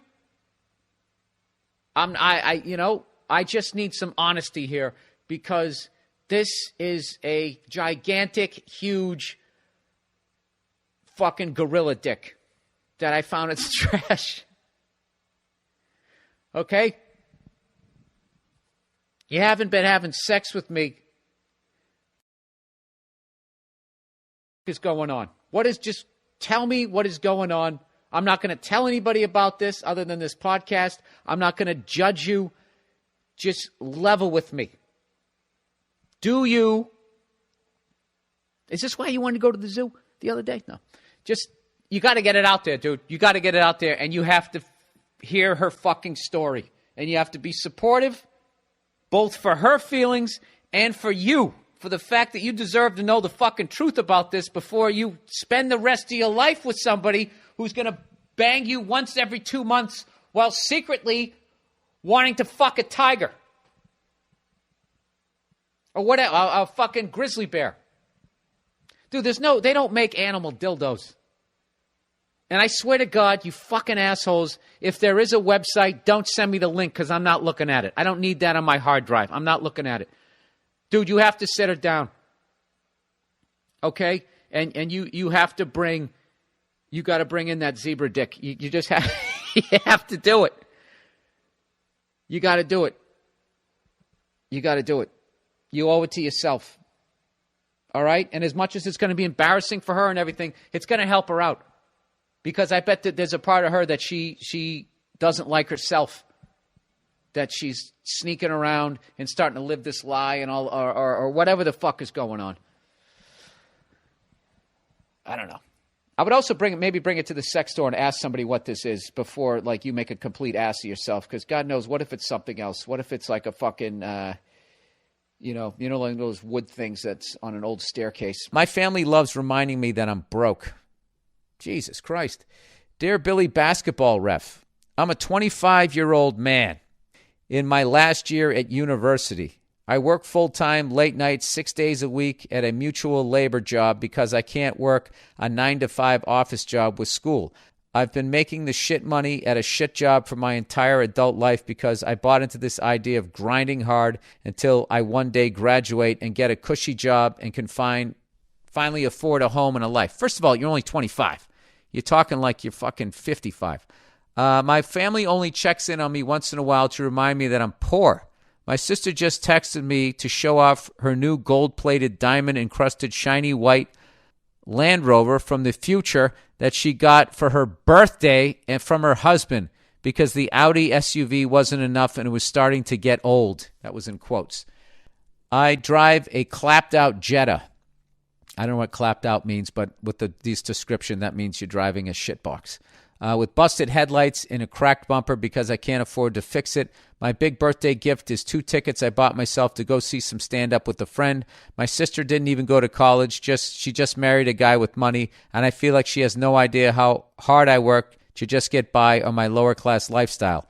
As you may know, rent is going crazy lately, and I was priced out of my one-bedroom apartment and forced to move into an old house on the outskirts of town with some work friends. My parents heard about my move, and rather than supporting my hard decision to relocate, all they wanted to tell me was how I chose a bad neighborhood, like I'm in some idiot. Like as if I'm choosing to live in the ghetto and I don't know any better. I lived in this city all through college. I'm keenly aware of what I can afford and where. I'm not saying my family owes me anything, but shit, is at least a little moral support too much to ask? Sometimes it is. You know, just because they're your family doesn't mean they're cool. And that's one of the weirdest things when you have to cut out people that are actually in your family. You can't always 100% do it because you are related to them or whatever, but like, you know, maybe you can just put your sister on mute a little bit. Anyway, maybe don't rub it in when you buy a 6-figure SUV with the seat warmers and dick massagers. I don't know. I know if anyone knows the feeling of being broke, it's a career comedian. So, as to someone who I'm sure has been there before, how do you respond to these family members? You don't. You don't. You don't. If you truly think that your sister's doing that to rub it in your face, and she's not just clueless or whatever, then, you know, that's just something you have to, like, deal with. That's a really weird thing when there's a sibling or a parent or something like that that is in your life that, you know the deal where if you're like, if you weren't related to me, I would have cut you out of my life 20 years ago. You know, that fucking situation. That's a tough thing to be in. Because everyone's like, oh, you got to hang in there because they're going to die someday and you're going to regret it. It's just like, what am I missing out on? What you really regret is that your sister isn't loving and caring or understanding. Or your parents are, but there's nothing you can do about it. Anyways, he says, how do I go home from my job at 2 a.m. and not feel like an absolute loser night after night, knowing no one else in my circle had to do any of this? Quote, act like you've been there before. Thanks for all the awesome free content and all the laughs. Hope you come to my state soon. Love the Red Rock special, by the way. Thank you. I don't know. You know what? I can't tell you. I haven't gone through years like that. Like I remember when I was driving a shitbox and rather than trading it in, I just had a guy put a new engine in the thing. And I just remember the woman that I work with, like, didn't even understand it because they all had, like, car notes and stuff. And I knew I wanted to be a comedian. I had to keep my expenses down. And I told her, she goes, so you're going to get a new car? I said, you know what? I decided to put a new engine in my truck instead. She just made this face and just goes, that was stupid.